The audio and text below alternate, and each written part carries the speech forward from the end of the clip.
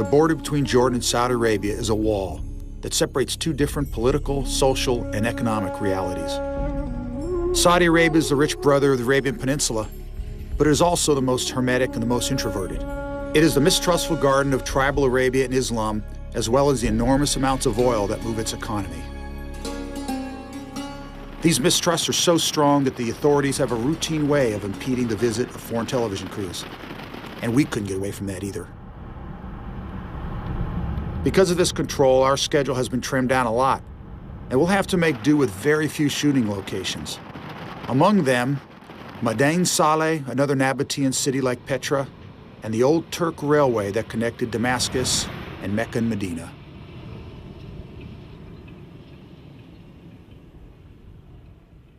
This is one of the main stations along the 1,600-kilometer Hejaz Railroad route. Thousands of Muslim passengers from Syria, Turkey, and other neighboring countries left Damascus and would reach Mecca in just 4 days. The route also served to transport troops, provisions, and armaments to the Turkish army. This is why it was the target of the Arabian squads commanded by Lawrence of Arabia during the First World War. This was built by the Germans. Yes. And what year was it built in? It's made in 1909 or 6. 1906. Yeah. Wow. 6. Have you heard of it? But start running in 1909. But it's German, the Jungtag. Yeah. Wow. So the Germans brought this down and gave it to the Ottomans. To the Turkish government. The Turkish government. And then the Turkish It's impressive to see these iron horses. I can't imagine the reaction of the local Bedouin of the region upon seeing a locomotive like this for the first time in their lives. The construction of the Turkish Hejaz Railway began in 1900 and was put into operation in 1908, and was finally rendered inoperative in 1918 due to shortages. Since then, it remains abandoned. Unfortunately, abandoned is a term frequently used in Arabia. One of the best examples is the abandoned Nabatean city of Madain Saleh, a cousin of Petra. This place is great.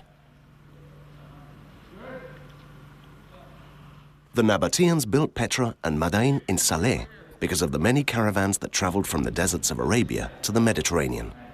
Madain Saleh was very famous in the centuries before Christ, and 600 years later, it went into rapid decline.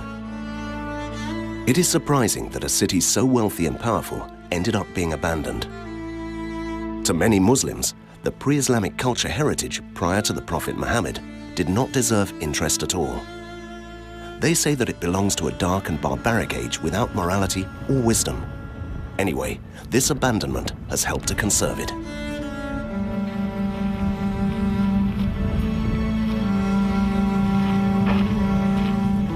Amazingly, archaeologists have found very few artifacts from the past. I suspect that over the centuries, Bedouins took whatever they could find in order to sell it.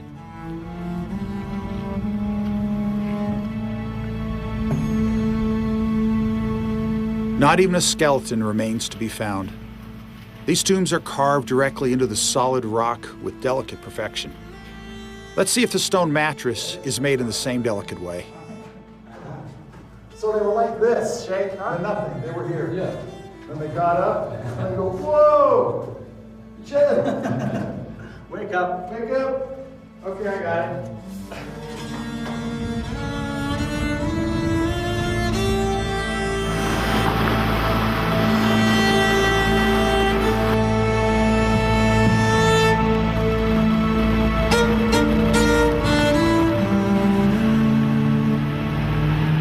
Another site that deserves the title of abandoned is the old city of clay houses, Al-Ula. It is located in an exceptionally beautiful spot in the center of the crossing of two valleys. Up until the 70s, Al-Ula was the perfect example of the traditional Arabian city of this region. It's a real shame that the inhabitants have abandoned it for a new neighborhood of concrete houses.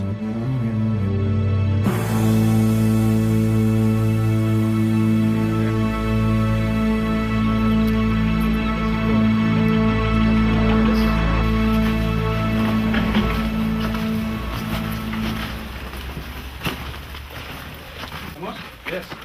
It's right here, I know. I know where it is. At a closer look, we discover the remains of the city of Old Al-Ula, constructed with the traditional design and materials of the region, as would have been done for centuries.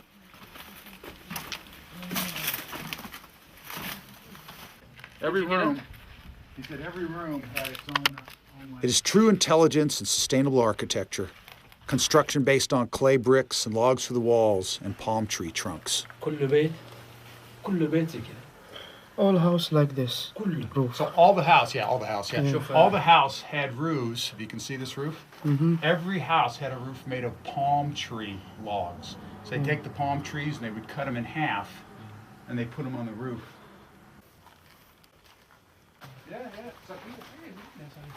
So there's a.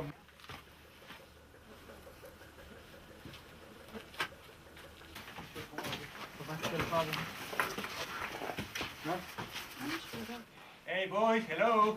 Michelle! Hey, hello guys. There you are. Yeah, from my house. I cleaned it up. I'm thinking of buying it. Amongst objects they left behind are old oil lamps, a symbol of changes in this country in a very few years, going from not having electricity to having one of the highest levels of wealth and progress on the planet.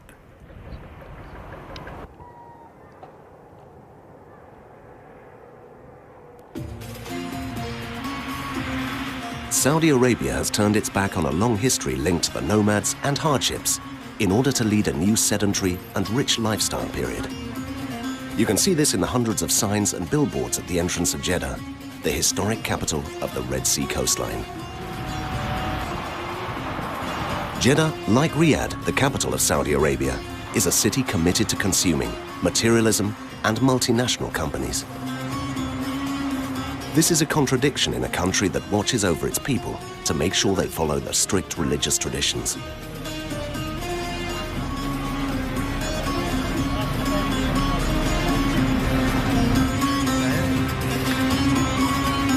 Jeddah has always been the main commercial port of Arabia and the entry point for foreign Muslim pilgrims on their way to Mecca and Medina.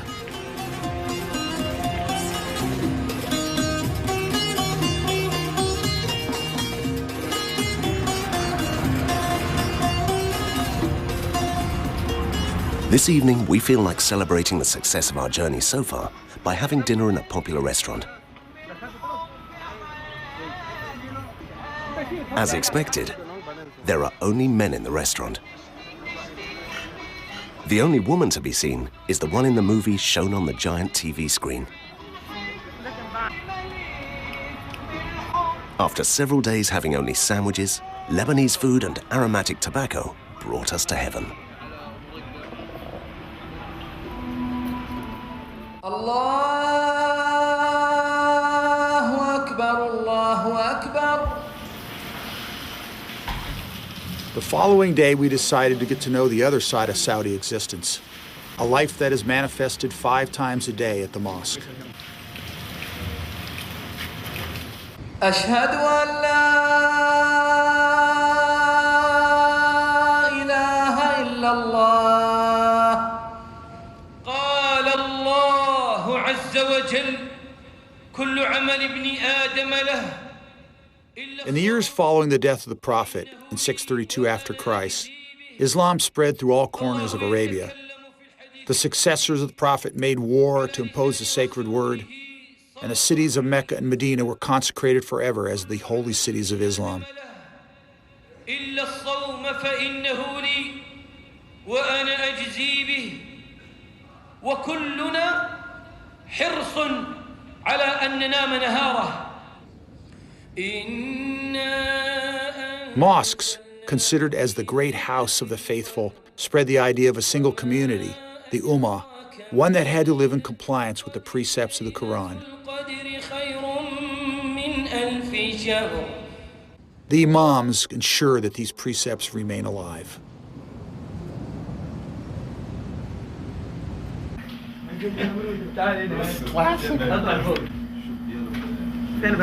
His name is Dia. This is Dia. Huh? This is my Dia.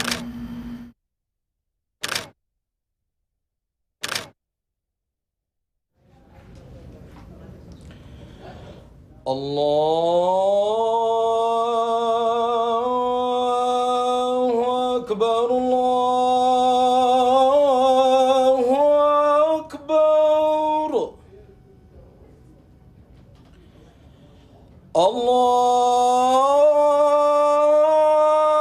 Allahu Akbar, Allahu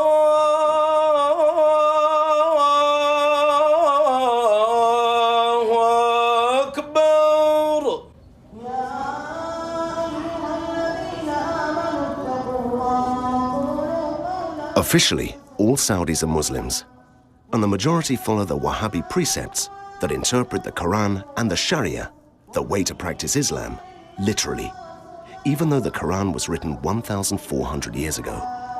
From very young, all Saudis become familiar with the Quran and memorize its teachings by reading it over and over many hours a day.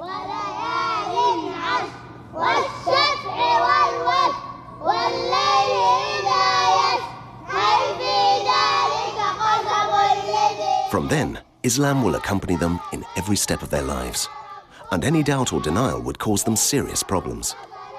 They can even end up in prison if they break an important rule. The practice of any other religion is prohibited in Saudi Arabia.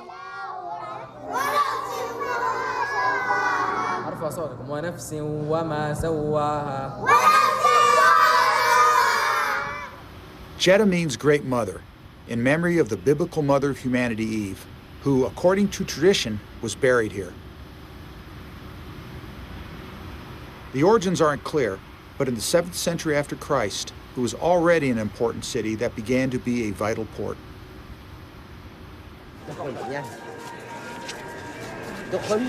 Is traditional in the coastal of the old town of Jeddah, known as Al-Balad, is unique the world over.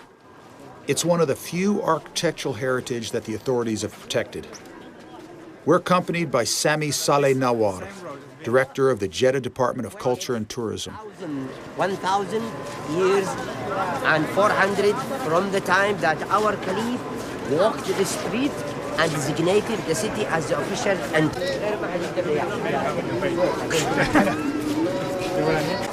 So you miss it? Well, yes, it is, but still in the memories. And not only me, a lot of people who lived in downtown area, the local original people,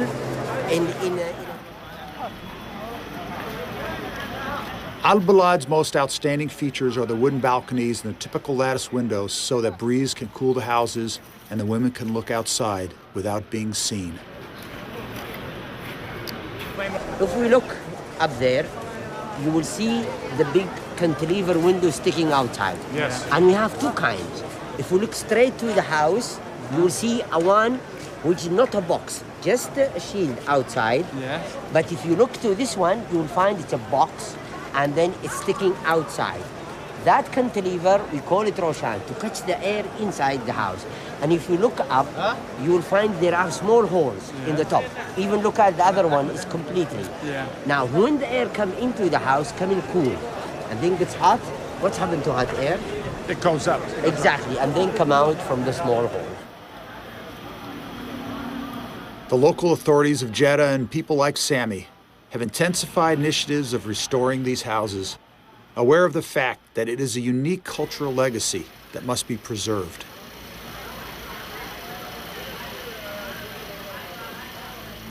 A look at the past shows us that Jeddah has always been an open and cosmopolitan city, thanks to the port and its movement of peoples and goods.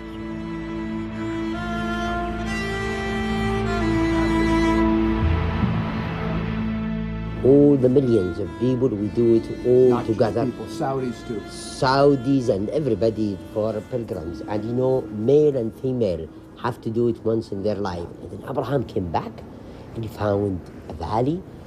Sitting at the light of oil lamps, we enjoy a long conversation with our friend Sami Saleh Nawar, who tells us about the history of the triangle of the cities of Jeddah, Mecca, and Medina. God told Abraham, call people to come to Hajj. Then Abraham said, God, this is desert. Nobody will answer. Then God, you call and I make them come. And today, millions of people from all over the world, they follow the call of Abraham and they come to Hajj. These are the first motion pictures ever made of a pilgrimage to Mecca, the sacred Muslim journey that many of us had heard about. The pilgrims, many aged and... Everything goes around religion, like the image of hundreds of thousands of Muslim pilgrims walking around Kaaba, the sacred stone of Islam located inside Mecca. In the heart of the mysterious city stands the massive black mosque where Muhammad once preached. The spired city welcomes almost 200,000 pilgrims every year, all coming to dedicate anew their faith, filling the mosque called the Kaaba. The ceremony reaches its climax as the Muslims mill past a white stone pillar, throwing 7 pebbles at the devil in the name of their god, Allah. An ages-old act of worship against a background of Eastern majesty.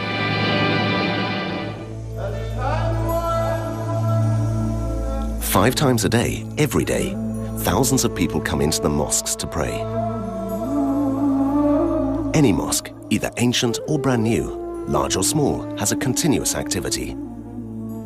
No matter what they're doing, working or resting, when the time comes, all Muslims come to the mosques responding to the call of the muezzin.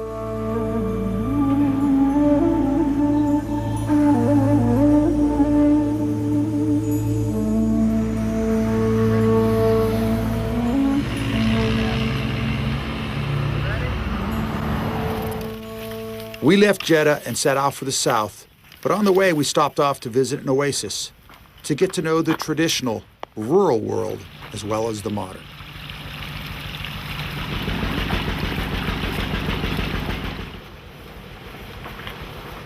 Red. This? Oh, this. This? أحمر. أحمر. إيه. أحمر. هذا أصفر. أصفر. أحمر. هذا أصفر. شوف. أصفر. إيه. طالع ما طالع. أكثر سنة. كذا يصير هذا تمر. The little dates of the Saudi Arabian palm tree are famous the world over for their sweetness and source of energy.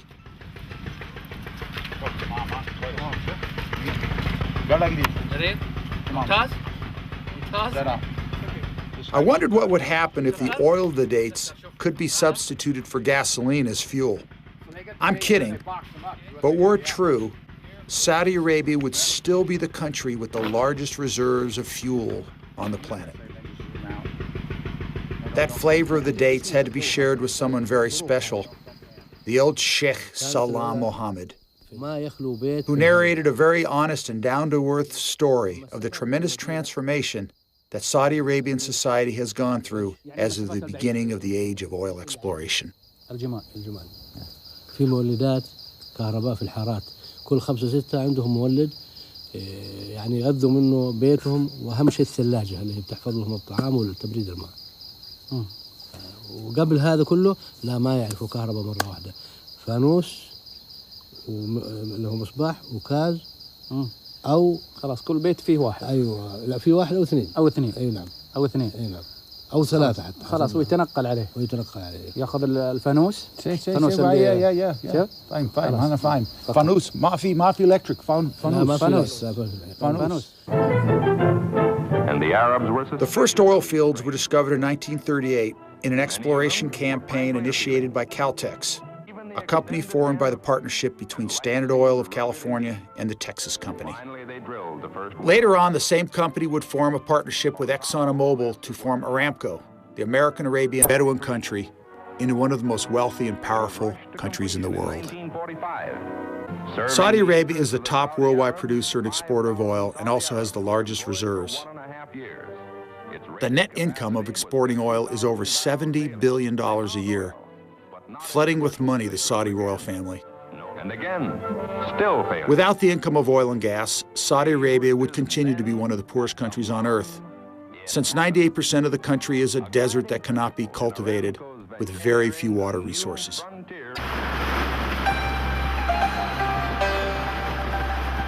In spite of the rapid changes, the country still offers images like this, a herd of camels crossing the paved road.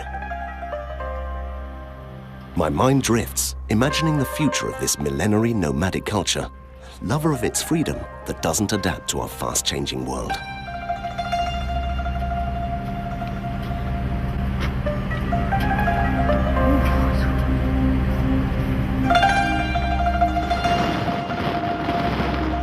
Right after the encounter, having driven most part of the day, we received a phone call from the authorities demanding us to return right away back to Jeddah. Our shooting permit only covered Jeddah and surroundings, and our demand for an extension had just been turned down. There was nothing we could do to change our luck, so we had to turn back to Jeddah to catch a flight to Jordan, from where we took a second plane to Sana'a, the capital of Yemen.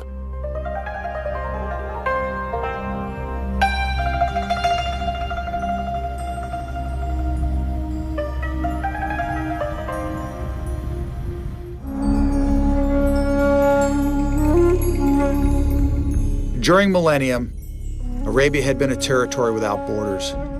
The Bedouin clans and caravans crossed the Arabian Peninsula without worrying about passports. They lived precariously and fought for the water and the few fertile spots provided by the rain and the streams.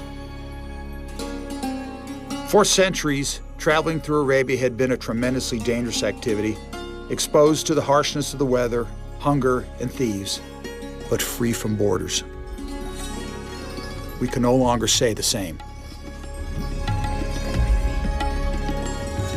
After having visited Syria, Jordan, and a large part of Saudi Arabia, bureaucratic complications didn't allow us to cross the border with Yemen by road, as we had wished. The current border between the Saudi kingdom and Yemen is a result of wars between both countries. The Saudis are most interested in marking the dividing line. They want to avoid the avalanche of immigrants that want to exchange the poverty of Yemen for Saudi prosperity. Oil has been generous with the neighbor in the north and cruel with the one in the south. This is the main entrance to the old city of Sana'a. Crossing these walls is to travel back in time to the medieval Arabia that inspired the tales of 1001 Nights in Arabia.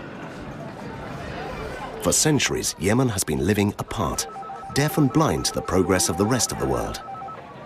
Only since reunification in 1970 has Yemen seemed more interested in what goes on outside its border, though it doesn't seem to be in a hurry to integrate.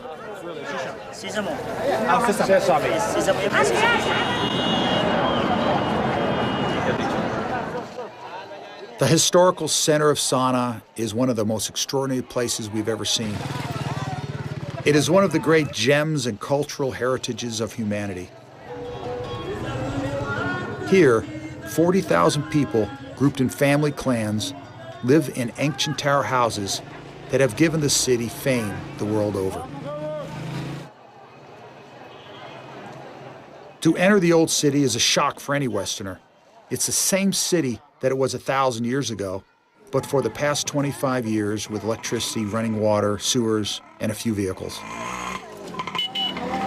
People go to shop every day at the marketplace, spread out over the main arteries of the old area.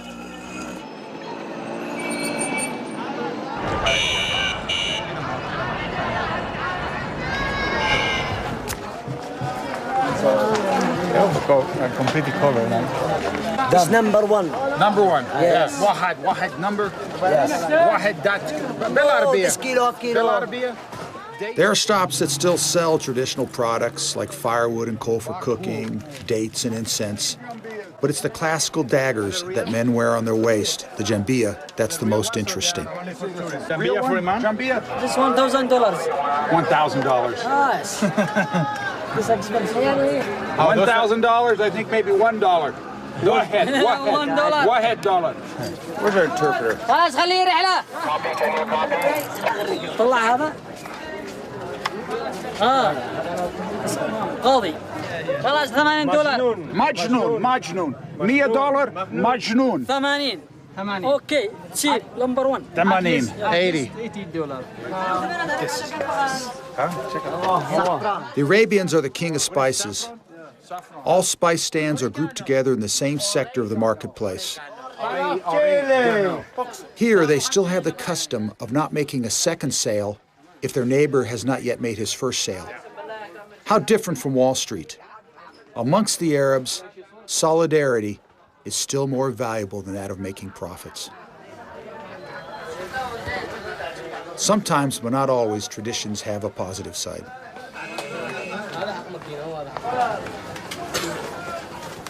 Hello. Hello. Hello.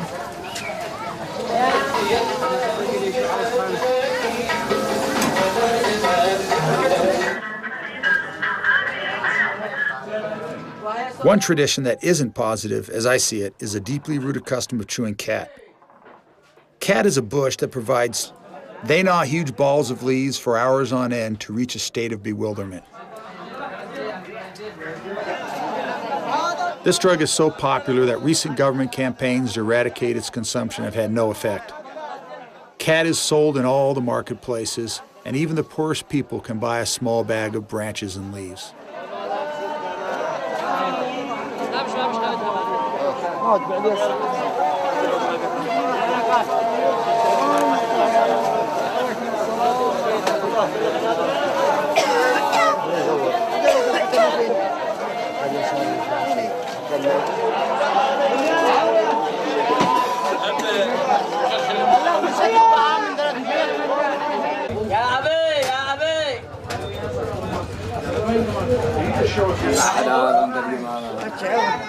The tour around the market of the Old Quarter is full of surprises, including medieval ovens to melt metals and manufacture jambiyas, the traditional Yemeni dagger.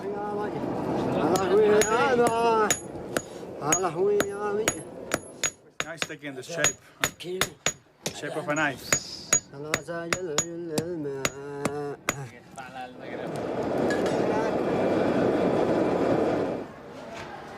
Or even more amazing, an old oil mill moved by a camel inside a house, right in the center of the old city. Up until the end of the 70s, Sana'a, like all of Yemen, was closed to tourism and progress. The first tourists and documentaries rescued it from oblivion. The images of an Arabian country that had not yet entered the 20th century, along with unique architecture, distinguished Yemen as one of the most exotic locations on the planet.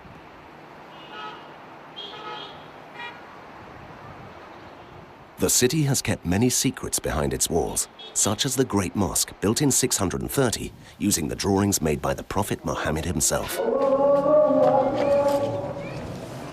From the very beginning, Islam has never suffered any resistance in this country.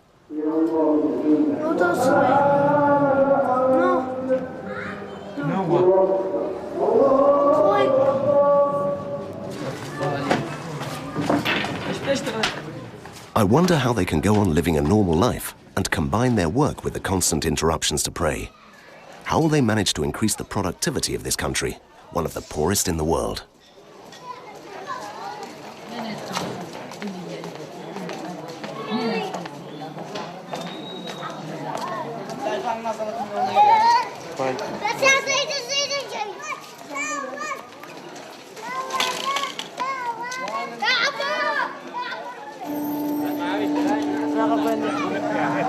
I realize that it doesn't make sense to compare the Arabian customs with ours in the West.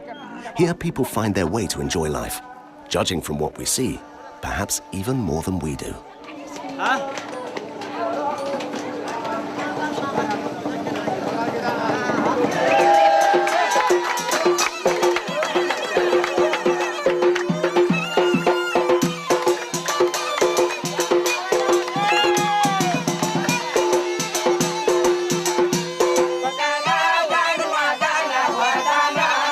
We come across the celebration of a multiple wedding where everyone takes part dancing and singing. Well, not quite everyone, as we don't see any women around, except for a few very young girls. In Yemen, women don't take part in public festivity, not even their own weddings. I wonder how it's possible to have electricity, television, and even internet, and not do anything to change the situation to improve the respect for women.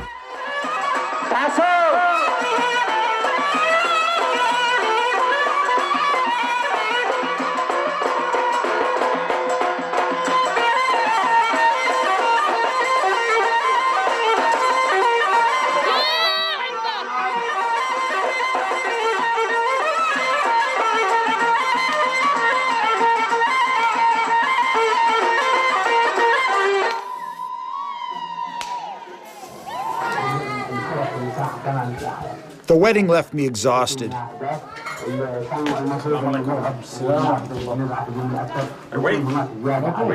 Before going back to the hotel, I decided to get a haircut and a shave. Okay, haircut just shwaya shwaya.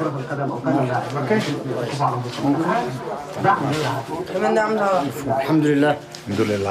Hey, how you doing? How are you doing? Good.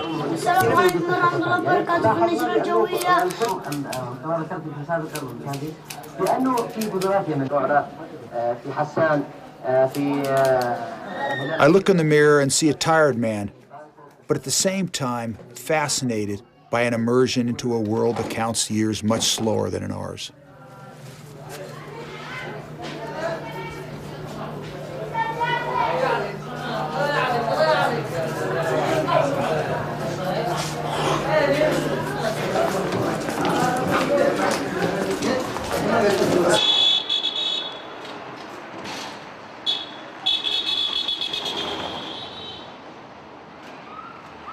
Today we have decided to explore the city separately. Sometimes it's a good idea to get away from your friends and live your own experiences. Everybody else? I love exploring alone at my own rhythm, feeling the beat of places and people, which is the only way to get good pictures. Today is Friday, a day of rest, when everyone goes praying and then gathers with relatives to eat and spend the day together. Okay, nice. Nice. Huh?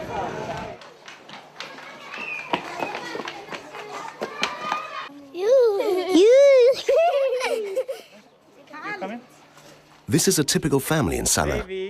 While the mother covers herself from head to toe, the children wear Walt Disney clothes.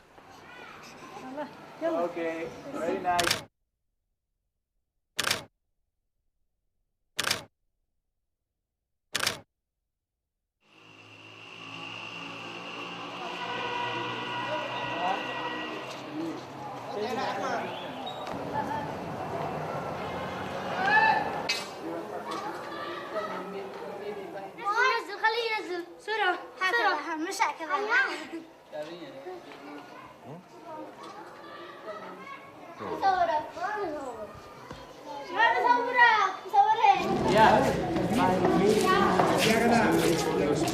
But this is the secret of Sana. I've made an appointment with the Director of Conservation of the old city of Sana to have him explain the history of these buildings.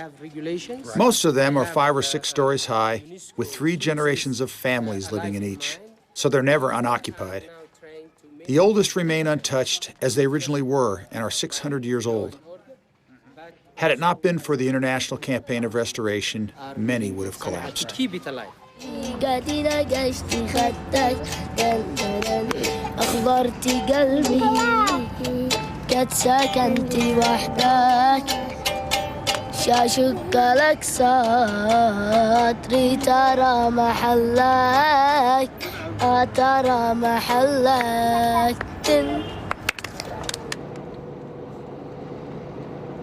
A few days later, we decided to do what the Saudi authorities had denied us, to go north and visit the border between Saudi Arabia and Yemen. Once again, our hopes collided with bureaucracy and the military. We spent hours at the steering wheel receiving contradictory information on what we were allowed to visit and when. Our driver was going mad, and so were we. So now, first this morning, we go to the police station. They say we can go to Sharada. We can't go to Sada. Great. Then we got a telephone call. It says, no, you guys don't go to Sharada, go to Sada. That was from Yasser. Then we got a call that says, no, you can't go to Sada, you can only go to Sharada. Then we got another phone call that said, no, you got to go to Sada. Then we got another phone call that says, well, we don't know, and his fifth phone call. Well, who knows where we're going? We're in Yemen. So we're going somewhere. Along the road from Sana to the northern city of Sada, we are forced to stop several times to fill up the tank in some very peculiar petrol stations. Here they don't have drinks or potato chips, peanuts or newspapers. So this is all limestone, right? See it? Limestone, limestone, and then volcanic cone. And that is volcanic ahead of us.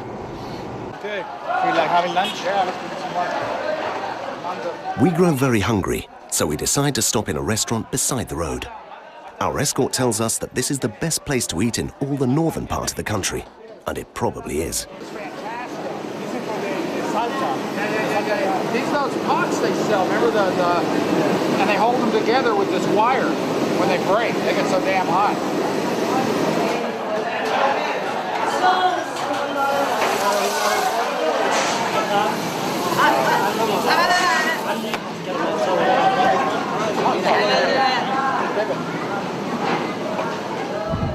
After a long delay en route, escorted by military vehicles to protect us against any attack, we finally entered the dangerous region of Sada, where groups of armed bandits are eager to kidnap foreigners.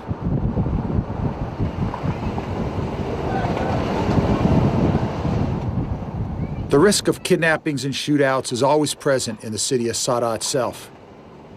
It's surprising that in a country that applies Islamic law harshly, like the cutting off of hands or executing whoever steals, there could be outlaw bandits. But where there is poverty, there are people capable of forgiving the violence. I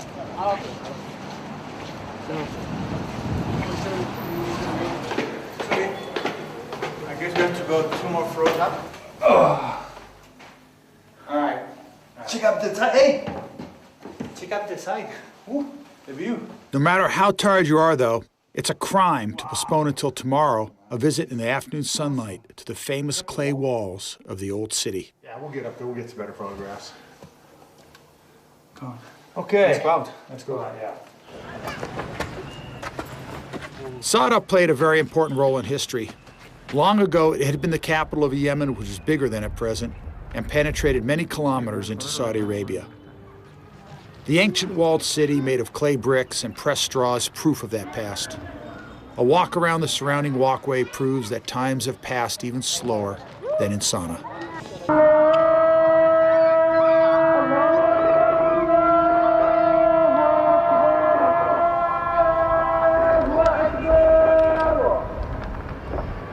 So it's Ma. Ma. هذا. The drivers offered to give me an extra class if I invited them to Chukat. I couldn't say no. I like languages, and I make an effort to speak Arabic, which I consider an extraordinary language. But at times, it's just not my day. Hamid. Yeah, it's difficult. Very difficult. شوية. The next day, we press our escort hard to take us closer to the border with Saudi Arabia. We really don't want to leave any inch of our journey without exploring. I propose this idea to the drivers, but no one, apart from Pasquale and myself, is keen with it. They finally agree to give it a try, but are not convinced at all.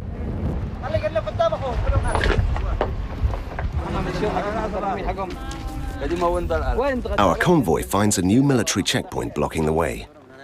The soldiers seem relaxed, maybe because the cat session is soon, and that gives the chance to joke around a bit. But anyway, the message is quite clear. Beyond this point, no one will be responsible for our lives. Beyond this point, it is not a joke.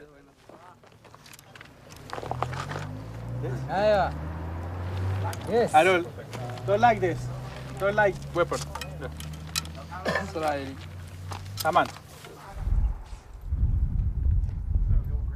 To make up for not being able to visit the border, the drivers took us to a village that they assure us looks just like any other in the Forbidden Zone. We soon began to discover all sorts of characters, such as this old man showing off his Kalashnikov. The man invited us into his house. What a great opportunity to get to know one of these magnificent clay houses from the inside. Wow. Big Jamili. As Yemenite protocol calls for, it's time to have tea and chat for a while. To talk and socialize is exclusively for men. Is he aware of the news? The war? Is he? Does he read news? He invites his grandchildren to take part in the conversation with foreigners.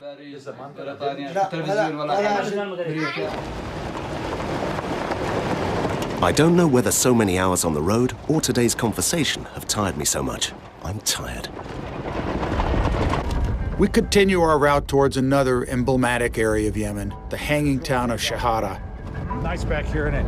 On the other side of this map, first. Access is very long and complicated.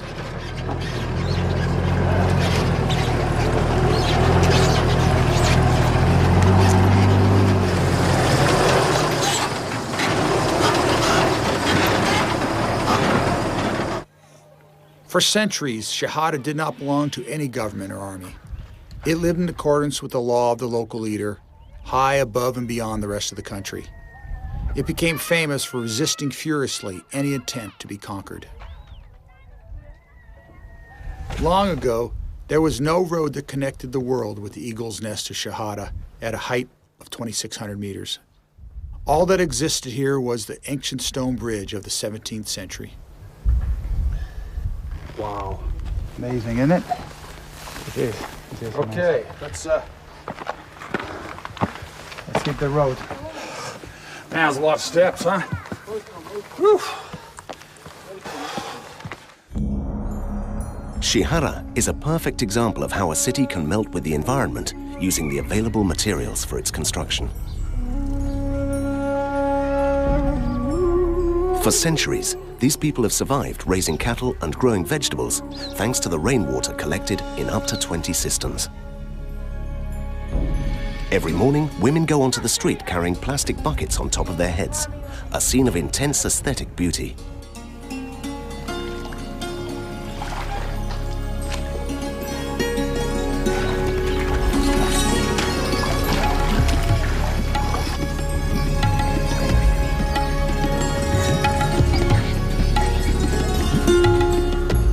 This is their main daily activity outside their house. For the rest of the day, they are condemned to remain inside their home as a property of their husbands. Men can have more than one wife if they're wealthy enough to afford it.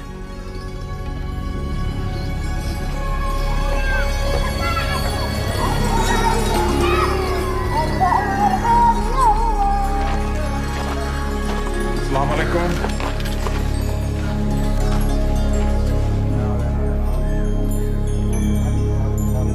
It is known that in Yemen, some women are sold to their husbands at the age of 12. Honestly, this journey has brought up many wonderful things, but also some very unpleasant ones. Probably the worst is the aggression against the dignity of women. Men excuse themselves by resting on traditions and religion. You have to start wearing extra official hat or the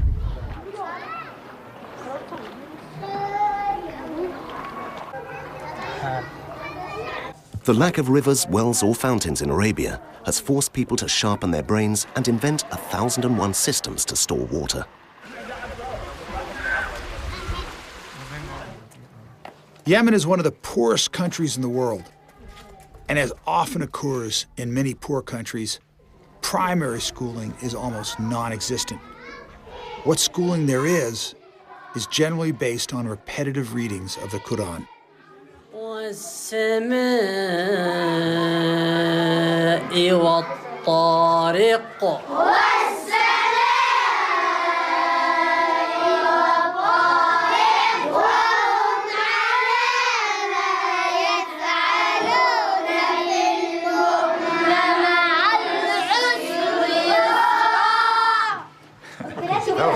شكرا الله معنا وليس شكرا جزيلا.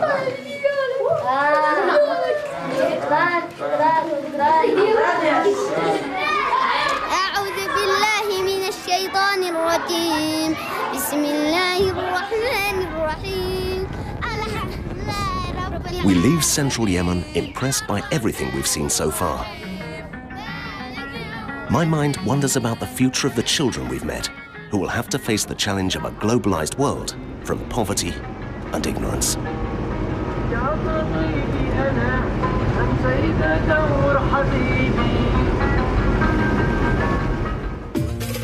A two-day car drive separates the city of Sana'a from the great valley of the Wadi Hadramut to the east of the country, our next destination. On the way, we pass near the ruins of the temples of the mythical Queen of Sheba, who had her kingdom built on both sides of the Red Sea, in Yemen and in Ethiopia. Recent terrorist attacks made us drive full speed ahead without stopping. Wadi Hadramut is a beautiful wide valley with a warm climate and a huge variety of landscapes, more than in any other part of the country. In the center of the valley, there's another gem of Arab civilization, Shibam, a city of skyscrapers made of clay, the Manhattan of the desert. Within its walls, Shibam has almost 500 houses, towers of up to 6 floors. A postcard picture that proves to what extent man has been able to adapt creatively to his environment.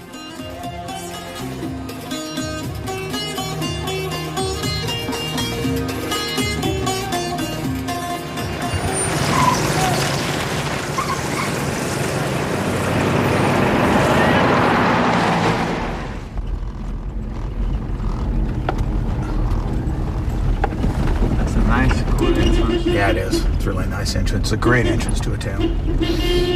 There we are, Shibam.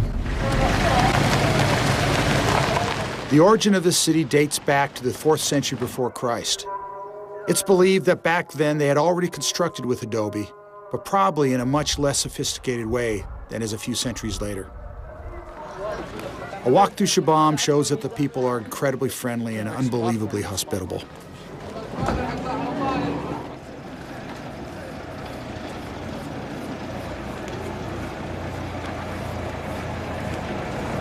No electric, no. Everyone offers to show us the city and visit their houses. And making the street. We accept Mohammed Faisal's offer, convinced in Shabam that we will live one of the most interesting episodes of our long journey. Come in. تفضلوا. أهلا وسهلا فيكم. تفضلوا. مرحبا إلى منزلنا. هذا يعتبر الدور الثاني مخصص لإيواء الحيوانات مثل الأغنام والدجاج. A couple of floods caused by torrential rain seriously damaged the clay houses. That's why the roofs are covered with a thick layer of white lime that gives them a special character. هذه مدينة جيدة. السلام عليكم.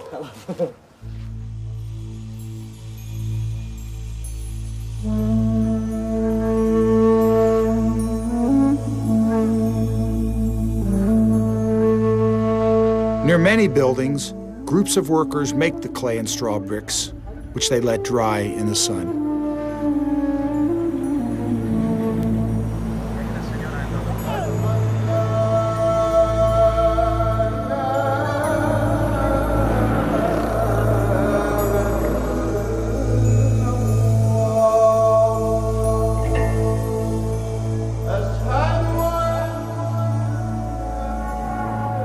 But Shabam is not unique. Of course, there are other villages in the Hadramut Valley that offer similar views, but none of them look so spectacular. The architecture of the Hadramut Valley follows the traditional building style of the entire country, a country that 200 years ago knew no borders. In the old times, the entire Arabian Peninsula was part of one single civilization with the same language, religion, and customs. At the neighboring town of Tarim, we visit the library of a museum where old Qurans are kept, along with science and medical books and very ancient manuscripts. These books prove that in periods of great splendor in the Middle Age, science and literature were disciplines widely cultivated and respected.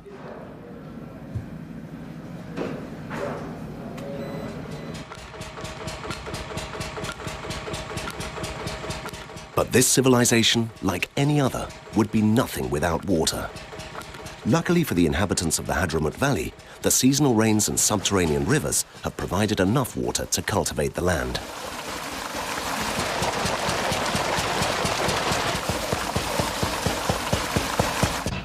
Until today, in Hadramut, the economy still remains in the hands of the farmers, their water wells and irrigation channels.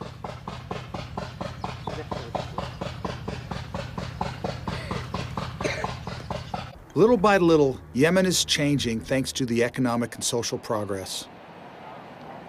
In the last few years, the port city of Al-Mukalla on the Indian Ocean coast has not stopped growing with regard to its fishing and trade of goods with India and China.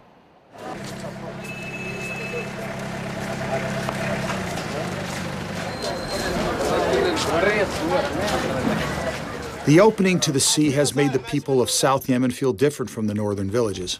The climate, the customs, the Oriental influences, the Britannic influence, and even a socialist regime between 1967 and 1990 have stressed the differences. Al-Mukalla has an endless number of fish markets.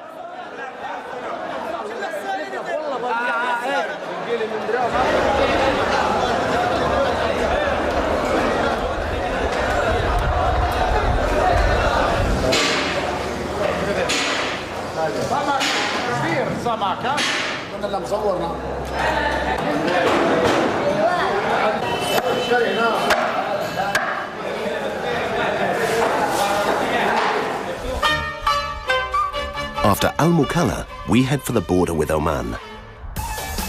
It has taken us more than 2 months and 3,600 kilometers from Damascus to reach this point. Without doubt, Yemen has been the most fascinating part of the journey so far. We're just getting into Sayut. And it's right on the ocean. And we started this morning in Mukalas. We've come all this way. We've probably come, I don't know, 300 clicks, 300 kilometers already. And you know, this is mostly gravel plain and stuff. From Sayut now, let's go ahead and pick up bread and lunch in Sayut. We should see the Indian Ocean just in a few minutes. Just across those mountains over there? Yeah, it's just over the mountains.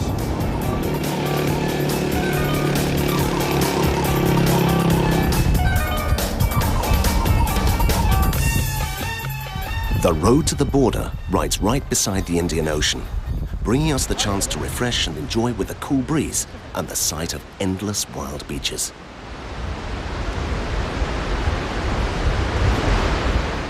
The vehicles have a difficult time going. They're not prepared to run for so many hours. The high temperatures take their toll on the motors time after time. Hold on. Speed up again, man. Okay.